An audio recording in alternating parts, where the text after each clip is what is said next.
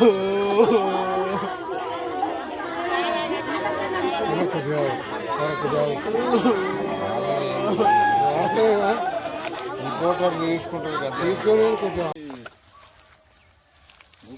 గ్రామం మా సొంత విలేజ్.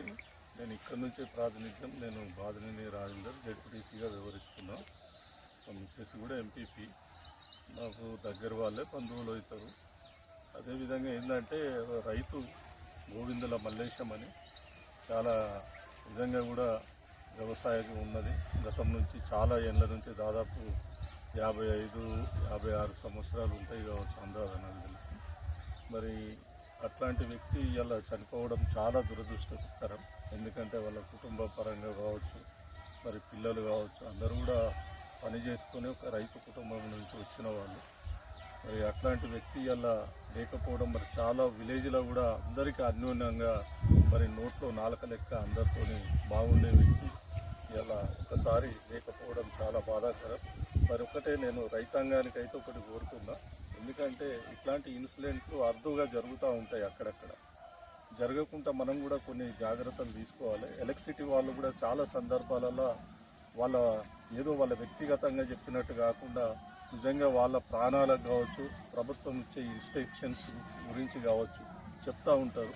మనం కూడా కొన్ని జాగ్రత్తలు తీసుకోవాల్సిన అవసరం మన మీద ఉంటుంది. ఎందుకంటే ఇట్లాంటి ఏవైతే ఓల్డ్ కాలపు ఇనుప డబ్బాలు ఉంటాయి అవి రీప్లేస్ చేసుకోవడం, ప్లాస్టిక్ పెట్టుకోవడం, లేకపోతే మంచిది ఆధునికమైన ఇయ్యాల రేపు వచ్చినాయి ఇట్లా ముట్టంగానే షాక్ అయితే ట్రిప్ అయ్యేటి అవి ఉంటాయి, ట్రిప్పర్స్.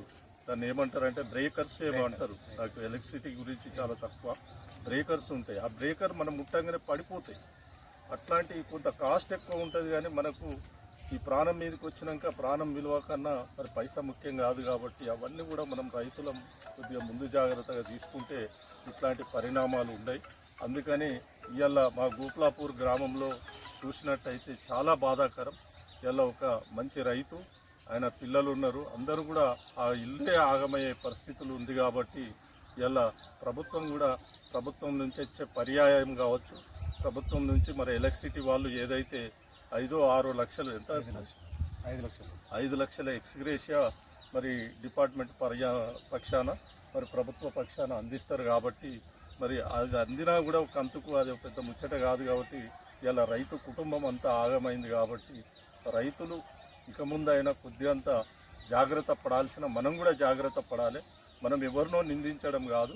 నిజంగా కూడా మనం ఏంటంటే అనుకోకుండా యాక్సిడెంటల్గా జరిగిన సంఘటనలు. కాబట్టి ఇట్లాంటి సంఘటనలు జరగకుండా మరీ కూడా జాగ్రత్తలు పడాల్సిన అవసరం మన మీద ఉంది. 1-2 సార్లు ఈ కరెంటును ముట్టేటప్పుడు కూడా చెక్ చేసుకోవాలి. మనం ముట్టేటప్పుడు కొంత పద్ధతిగా చూసుకొని మరి ఎప్పుడు ఏం రాత్రి జరుగుతుంది, ఎలుకలు వచ్చి కుడుతుందో, ఇతరులు ఉంటుందో అట్లాంటిది కూడా గమనించి మనం ముందుకు మరి పోతే బాగుంటుందని మరొకసారి కూడా తెలుపుకుంటూ మరి ప్రభుత్వం నుంచి వచ్చే ఎక్స్గ్రేషియా తొందరగా మా అధికారులు వెంటనే వారి కుటుంబానికి అందించే విధంగా సాయం చేయాలని మరొకసారి కూడా కోరుతూ, ఇంకేమైనా కూడా ప్రభుత్వ పక్షాన వచ్చేది ఉంటే గౌరవ మరి ఎమ్మెల్యే గారు మరి లక్ష్మణ్ కుమార్ గారి నోటీసు కూడా తీసుకెళ్తాం.